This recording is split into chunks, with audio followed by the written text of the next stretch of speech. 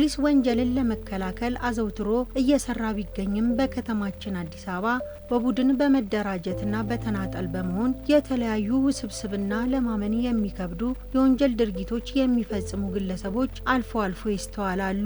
ሰው ለፍቶና ጥሮ ያፈራውን ሀብትና ንብረት በጠራራ ፀሐይ የሚሰርቁና የሚዘርፉ ግለሰቦች አይጠፉም። በተለያዩ ክፍለ ከተሞችና አካባቢዎች የተፈጸሙ የመኪና ስርቆት ወንጀሎችን በተመለከተ ከፖሊስና ከግል ተበዳዮች ጋር ቆይታ አድርገናል።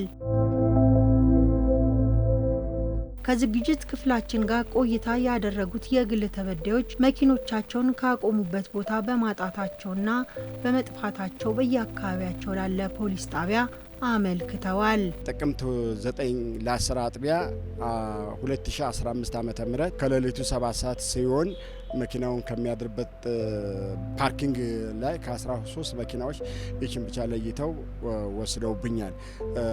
ሌብነቱ በጣም አሳዛኝና አስነዋሪም ነው። ሲግናል አካባቢ አቁሜ አልፎ አልፎ የምቆምበት ቦታ ነው። የስራ ባህሬም ወደ ወዲህ ብዬ ስለምሰራ እዛ አካባቢ እቆማለሁ። በዛ አጋጣሚ ያን ዕለት እዛች አካባቢ ያው መኪኖች ይቆማሉ።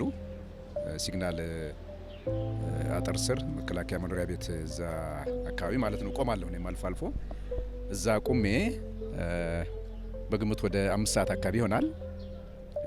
እዛው ባልደረስ አካባቢ ጤና ጣቢያ ስላለ የመንጃ ፈቃድ ግብር ደርሶ ሜዲካል ጤና ጣቢያ ገብቼ ለመውሰድ እዛ ደርሼ እስከምመጣ የተወሰነ 40 ደቂቃ 1 ሰዓት ያክል ቆይቼ ነበር። ስመለስ የለችም መኪናዬ። አድዋ ድልድይ ፖሊስ ጣቢያ እዛው ስላለ በ100 ሜትር ርቀት ላይ ራሴን እንትምዬ ወደዛ ነው የሄድኩት። ሪፖርት አረኩኝ። ባደረበት ከ5 ተኩል በግምት ከ5 ተኩል በኋላ ነው የተሰረቀችው ማለት ነው። ወደ 6 ሰዓት ምናምን ተነስቼ ሲሄድ መኪናው ባደረበት ቦታ የለም። አጋጣሚ እኔም ደነገጥኩኝ። እዛ ቦታ ላይ ስደርስ ልጄ ጎረምሳ ልጅ ነበር። እሱ ጋር ደውዬ መኪና አንስታል ስለው አይ እኔ አላነሳውም፣ ግን አሁን ከ20 ደቂቃ በፊት አይቻት ነበር አለኝ። እርግጠኛ ነህ ስለው አሁን እሺ ድረስልኝ አልኩት። እዛ ጋር ቀጠና 5 ፖሊስ ጣቢያ ነበር። እዛም አመለከትኩኝ። እኔ መኪናውን ካደረችበት ቦታ አምጥቼ እዛ የኔ ቤት ፊት ለፊት አቆምኳት እና አቁሜ ገባሁ። 6 ሰዓት ላይ ነው ያቆምኳት። ከወንድሞቼ ጋር ቤት ውስጥ ነበርን ቁጭ ብለን እያወራን። በኋላ አንደኛው ወንድሜ የኔ ታናሽ ወንድሜ እሱ ቃል ሊገዛ ሲወጣ አይቷት አልፏል። ሲመለስ መኪናው የለችም። እንዴት ሄደ በዚህ ሰዓት ብሎ ቤት ሲመጣ እኔን አገኘ። ተስፉ እንዴ መኪናው የለችም እኮ ማን ወሰዳት ሲል እንዴት ብዬ ሮጬ ስወጣ መኪና የለችም። ከዛ ሮጬ እኔ ወደ ወረዳ 15 ጉለሌ ወረዳ 15 ሄጄ አመለከትኩኝ ፖሊስ ጣቢያ። የአራቱ ተሽከርካሪዎች የግል ተበዳዮች አቤቱታ የደረሰው የአዲስ አበባ ፖሊስ ጠቅላይ መምሪያ የልዩ ልዩና የተደራጁ ወንጀሎች ምርመራ ክፍል መርማሪ ኢንስፔክተር አማረ ቢራራ ከተለያዩ አካባቢዎች ስለተሰረቁ ተሽከርካሪዎች ጉዳይ ጠየቅን። የግል ተበዳይ አቶ ጌቱ ሲሳይ የተባሉ ግለሰብ ናቸው። እኚህ ግለሰብ የራሳቸው የሆነ ተሽከርካሪ የሰሌዳ ቁጥር ኮድ 163 591 ኦሮ ሰሌዳ የለጠፈ ላዳ መኪና በመኖሪያ ቤታቸው አካባቢ ባቆሙበት በቀን 9/02/2015 ዓ.ም ሌሊት ባልታወቀ ሰዓት ላይ ኮልፌ ቀራኒዮ ወረዳ 5 ልዩ ቦታው ታቦት ማደር የሚባል አካባቢ ነው ይወሰድባቸዋል። ከተወሰደም በኋላ ወዲያው ነው ወደ ፖሊስ መተው ያመለክታሉ። ቀን 20/5/2018 ዓ.ም ቀን 6 ሰዓት ላይ ሲግናል አካባቢ የግል ተበዳይ ተረፈ ሞገስ የተባሉ ግለሰብም የሰሌዳ ቁጥር ኮድ 26953 አዲስ አበባ የሆነ ዲኤክስ መኪና አቁሞ ለግል ጉዳያቸው ወደ አንድ ቢሮ ጎራ ባሉበት ሰዓት በዛት ቅጽበት ውስጥ በተመሳሳይ ቁልፍ መኪናቸው ተሰርቆ ተወስዶ የኚህ ግለሰብ ተሽከርካሪም የተወሰደ ስለመሆኑ ግለሰቡ ምርመራ ክፍል ቀርቦ ወዲያውኑ አመልክተዋል። በየካቲት 1 2018 ቀን 6 ሰዓት ላይ ጉለሌ ወረዳ 5 ልዩ ቦታው ሳንሱስ የተባለ አካባቢ ላይ ነው። ከሳሽ ወይም የግል ተበዳይ አቶ ተስፋ ደስታ ይባላሉ። እኚህም ግለሰብ ተሽከርካሪያቸውን ባቆሙበት ቦታ ላይ ተሰርቀው ተወስዶባቸው ከዛ ከተወሰደ በኋላ ወደ 22 አካባቢ ጎላጉል ተብሎ የሚጠራ አካባቢ ዘወር ያለ ቦታ ላይ ተወስዶ ተሽከርካሪው እዛ ቦታ ላይ ተጥሎ ይህን ድርጊት የፈጸሙ ግለሰቦች ለጊዜው ከአካባቢው ተሰውረው ፖሊስ ተሽከርካሪውን በሕግ ጥላ ስር እንዲውል በማድረግና ተገቢውን ምርመራ በማጣራት ምርመራውን ሲያከናውን ቆይቷል ማለት ነው። ተሽከርካሪዎቻቸውን ካቆሙበት ቦታ ያጡት የግል ተበዳዮች ለፖሊስ አቤት ብለዋል። ፖሊስም የግል ተበዳዮችን ባለማበስና ንብረቶቻቸውን ለማግኘት እንዲሁም ወንጀል ፈጻሚዎቹን ለመያዝ ከፍተኛ ጥረት አድርጓል።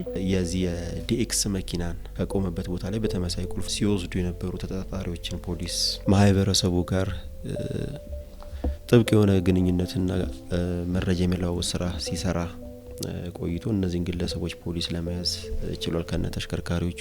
ይሄ ተሽከርካሪ ላይ የተያዘ ተጠርጣሪ ቀደም ሲል የጠቀስናቸው የአቶ ተስፋ ደስታ ተሽከርካሪም እንዲሁ እና ከሳቸው በፊትም የጠቀስናቸው ተሽከርካሪዎች ላይ በተመለከተ በተመሳሳይ በእነዚህ ተጠርጣሪዎች የተፈጸመ ስለመሆኑ ፖሊስ በምርመራ ክፍል ተከታታይነት ያለው ምርመራ በማከናወን ለማረጋገጥ ችሏል። ይህ የሚሆነው በከሳሽ አቶ መኮንን ተሽከርካሪ 22 አካባቢ ሲያዝ ከነ ተጠርጣሪዎቹ ነው የተያዙት። እነዚህን ተጠርጣሪዎች ላይ ፖሊስ በምርመራ ክፍል ሲያደርግ በነበረው የማጣራትና ምርመራ የማከናወን ስራ ላይ ቀደም ሲል የተጠቀሱ ግለሰቦች ላይ የተሰረቁ መኪናዎች በእነዚህ ተጠርጣሪዎች አማካይነት ተነስቶ የተወሰደና ከመኪና ውስጥ ምናልባት አንዳንድ ትናንሽ እቃዎችን በመውሰድ ያን እቃ ሽጠው ለግል ጥቅማቸው ያሉ ስለመሆኑም ጭምሩላ ፖሊስ ለማረጋገጥ ችሏል ማለት ነው። አቶ ጌቱ ሲሳይ የተባሉት ግለሰብ ተሽከርካሪያቸውን ለረጅም ዓመት ከሚያሳድሩበት ቦታ አስጠብቀው ወደ ቤታቸው ሄደዋል። ጥቅምት ወር ላይ 2015 ዓ.ም ጠዋት ወደ መኪናቸው ሲሄዱ ተሽከርካሪያቸውን ያጡታል።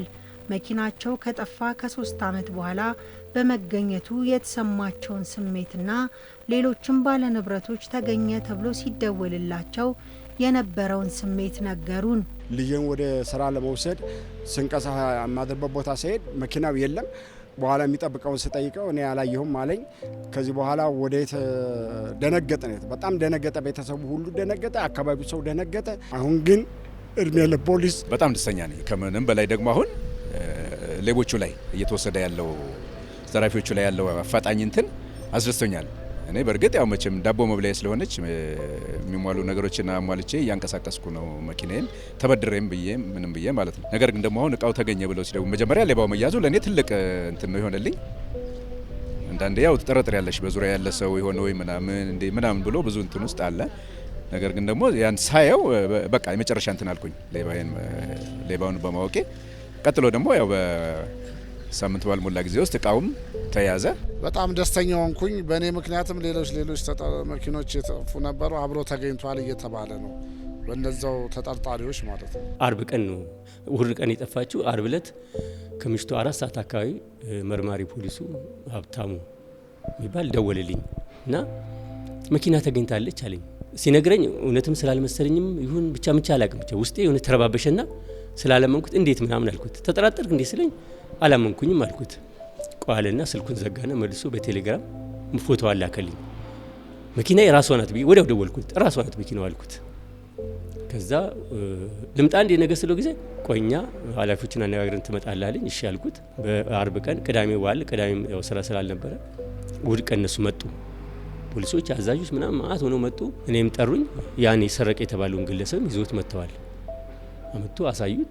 ከዚህ ጋር ነው ያነሳሁት ብሎ ሲያሳይ የያዙን ቁልፍ ከዚህ ወደዛ ደግሞ ወደ 22 ይዟት እንደሄደ ምናምን ይሄን ስናገር እዛ ቆሜ እየሰማው ነበርና እኔም አብሬያቸው ይርኩኝ መኪና የቆመችበት ቦታ ለማየት ሲሄድ ወደ ጎላጉል ጀርባ ወደ ገብርኤል ሆስፒታል አካባቢ እዛ መንደር ውስጥ ቆማለች። በሰዓቱ ደስታው እንደዚህ ነው ልል አልችልም፣ ግን ከዛ በኋላ ስትረጋጋ ነው ያወኩት። ራሱ በጣም ነው ደስ ያለኝ። ምክንያቱም እኔ መኪናው አይደለም በቃ አእምሮዬ መጎዳቱ ነው። በሰዓት እንደዛ መሆኑ በጣም አባሳይቶኝ ነበርና ሳያትም እኔ ደስታ ይሁን ሀዘኑም ብቻ ውስጥ አላውቅም። ብቻ ደስ ብሎኛል። በጣም ነው አመሰግናቸው ፖሊሶችን። በተሽከርካሪዎቻቸው የተለያዩ ስራዎችን በመስራት ልጆችን የሚያሳድጉ የሚያስተምሩና ቤተሰብ የሚያስተዳድሩ እነዚህ ግለሰቦች ተሽከርካሪዎቻቸውን ካቆሙበት ቦታ ባጡበት ወቅት ከፍተኛ መረበሽና ድንጋጤ ውስጥ ነበሩ። ቤተሰቤንም እኔንም ሁለመናዬን የጎዳ ነው እና እንዳላወስ ለልመና ዳርጎኛል። ይሄ በመሄዱ ምክንያት የምንቀሳቀስበት የምሄድበት የምሰራበት ንብረቴ ይሄ ነበር። ልጆች የሚያስተማርኩት በዚህ ነበር። ያው ንብረቱ በመወሰዱ ምክንያት በጎረቤት በአካባቢ ህብረተሰብ ባሉት በሚያውቁ በጓደኞቼ እርዳታ ጭምር ነው እስካሁን ድረስ የሚገኘው። ያ ማለት ለኔ ብዙ ነገር ነው። በቀን ብዙ ነገር ነው ያጣሁት። ትራንስፖርቱ አስቸጋሪ ነው። ቤት ዳቦ ይዞ መግባት አለ፣ ከባድ ነው። ብቻ ዋናው ነገር በፖሊስ ጥረት እና ትብብር እዚህ ተደርሷል። በጣም አመሰግናለሁ።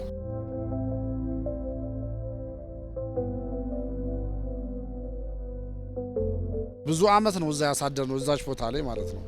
ታደሰ በድሩ ጋር ልዩ ስሙ ብዙ አመት ነው ያሳደርነው። እኔ ሳጣው በጣም ነው የደነገጥኩት። 15 ደቂቃ ራሴን በቃ ምን እንደሆንኩ ያቺን ደቂቃ ልጄ ነው መጥቶ የሚያጽናናኝ። ምን እንደተፈጠረ ራሱ አላውቅም። በቃ ከመደንገጤ የተነሳ እኔ በሰዓቱ እንደውም መኪና የማቆም ረሱ ተጠራጠርኩት። አምጥቻለሁ አላመጣሁኝም ብዬ በኋላ ወንድሜ ስላየ አሁን እኮ እዚህ ጋር ይቻታለሁ ስላለኝ ነው ወደ ራሴ የተመለስኩት እና የተረጋጋሁት። ከዛ በቃ መጥፋቱ ስላረጋገጥኩኝ ምንም ማድረግ ስላልቻልኩኝ በቃ ወደሚመለከተው ክፍል ነው የሄድኩት። እኔ ዛሬ 1 ብር ለማግኘት ስቃይ ነው። እንኳን ይሄን ያህል ንብረት ከእጅ ላይ ሲጠፋ በደቂቃ ውስጥ ለዛው ሰከንድ ባልሞላ ወይ ተቃጥሎ ቢሆን ችግር የለውም እያየሹ ነው፣ ወይ ወድቆ ቢሆን እያየሹ ነው።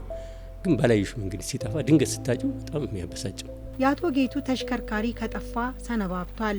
እሳቸው ግን ተስፋ ሳይቆርጡ የሚያገኙትን መረጃዎች ለፖሊስ እየሰጡ እገዛ ሲያደርጉ ቢቆዩም ተስፋ ወደ መቁረጥ ደርሰው እንደነበርና ተሽከርካሪያቸው ሲገኝ ሙሉ በሙሉ በሚባል ደረጃ ተቀይሮ እንደተገኘ ኢንስፔክተር አማረና አቶ ጌቱ ይገልጻሉ።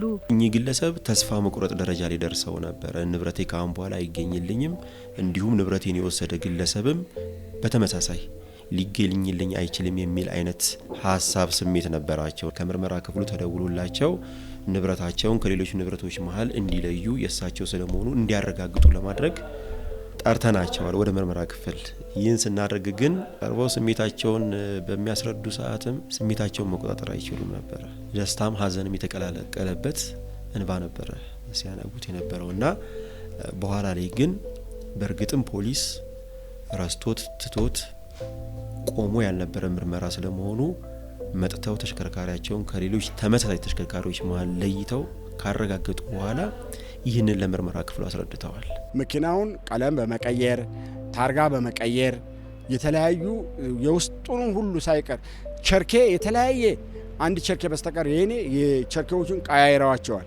ያሉትን ሆኖ በሙሉ ቀያይረው ለራሳቸው መጠቀም በሚያመቻቸው ከኋላው የነዳጅ ታንከር ጨምረው ከናዝሬት አዲስ አበባ እየሰሩበት ነው በፖሊስ ቁጥጥር ስር ያሉት። ስርቆትን እንደ ትልቅ ስራ በማየት ሰው የለፋበትንና የደከመበትን በመውሰድ ባለ ንብረቶችን ሲያሳዝኑና ሲያስለቅሱ የነበሩ ተጠርጣሪዎች ላይ ፖሊስ ምርመራ እያጣራባቸው ይገኛል። በወንጀሉ ከተጠረጠሩት ግለሰቦች መካከል የተወሰኑት ተደጋጋሚ እንደሆኑ ኢንስፔክተር አማረ ገልጸው በተለይ አንደኛው ተጠርጣሪ በመኪና ስርቆት ወንጀል ውሳኔ አግኝቶ ለረጅም ዓመት በማረሚያ ቤት የቆየና ውሳኔውን ጨርሶ በወጣ በጥቂት ቀናት ውስጥ ተመልሶ ወደ ስርቆት እንደገባ ነግረውናል። በዚህ ጉዳይ እጅ ከፍንጅ የተያዘው ግለሰብ ያው ከአንድ በላይ ተሽከርካሪ የተጠቀሱትን የወሰደ ስለመሆኑ ምርመራ ክፍሉ አረጋግጧል።